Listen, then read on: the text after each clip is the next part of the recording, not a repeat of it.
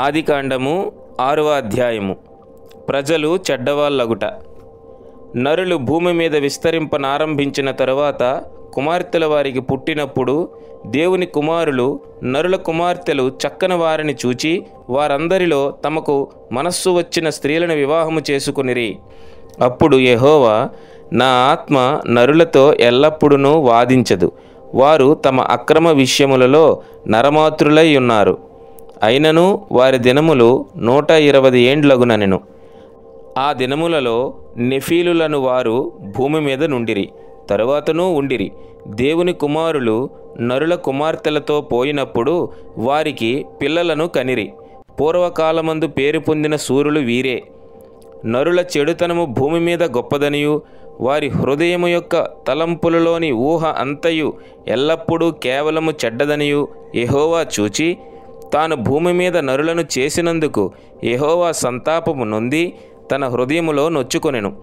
అప్పుడు యెహోవా, నేను సృజించిన నరులను, నరులతో కూడా జంతువులను, పురుగులను, ఆకాశ పక్షాదులను భూమి మీద నుండకుండా తుడిచివేయుదును. ఏలయనగా నేను వారిని సృజించినందుకు సంతాపము నొందియున్నానెను. అయితే నోవహు యెహోవా దృష్టియందు కృప పొందినవాడాయెను. నోవహు. జలప్రళయం.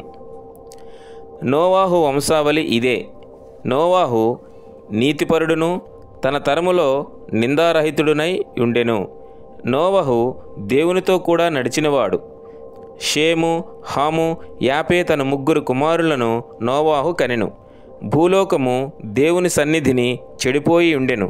భూలోకము బలత్కారముతో నిండి ఉండెను. దేవుడు భూలోకమును చూచినప్పుడు అది చెడిపోయి ఉండెను. భూమి మీద సమస్త శరీరులు తమ మార్గమును చెరిపివేసుకొని ఉండిరి. దేవుడు నోవాహుతో, సమస్త శరీరుల మూలముగా భూమి బలత్కారముతో నిండియున్నది గనుక నా సన్నిధిని వారి అంతము వచ్చియున్నది. ఇదిగో వారిని భూమితో కూడా నాశనము చేయుదును. చితిసారకపు మ్రానుతో నీ కొరకు ఓడను చేసుకొనుము. అరలు పెట్టి ఆ ఓడను చేసి లోపటను వెలుపటను దానికి కీలు పూయవలెను. నీవు దాన్ని చేయవలసిన విధమిది. ఆ ఓడ 300 మూరల పొడుగును, 50 మూరల వెడల్పును, 30 మూరల ఎత్తును గలదై ఉండవలెను.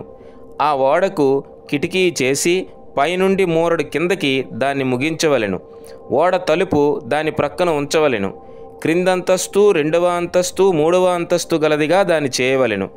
ఇదిగో నేనే జీవవాయువు గల సమస్త శరీరులను ఆకాశము క్రింద నుండకుండా నాశనము చేయుటకు భూమి మీదకి జల ప్రవాహము రప్పించుచున్నాను. లోకమందున్న సమస్తమును చనిపోవును. అయితే నీతో నా నిబంధన స్థిరపరచుదును. నీవును నీతో కూడా నీ కుమారులను, నీ భార్యయు, నీ కోడండ్రును ఆ ఓడలో ప్రవేశింపవలెను.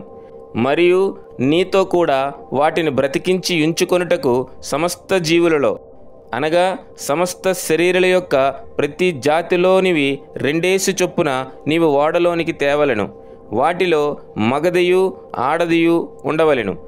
నీవు వాటిని బ్రతికించి ఉంచుకొనుటకై వాటి వాటి జాతుల ప్రకారం పక్షులలోనూ, వాటి జాతుల ప్రకారం జంతువుల్లోనూ, వాటి జాతుల ప్రకారం నేలను ప్రోకవాటన్నిటిలోనూ ప్రతి జాతిలో 2 చొప్పున నీ యొద్దకు అవి వచ్చును. మరియు తినుటకు నానా విధములైన ఆహార పదార్థములను కూర్చుకొని నీ దగ్గర ఉంచుకొనుము. అవి నీకును వాటికిని ఆహారమగునని చెప్పెను. నోవాహు అట్లు చేసెను. దేవుడు అతనికి ఆజ్ఞాపించిన ప్రకారం యావత్తూ చేసెను.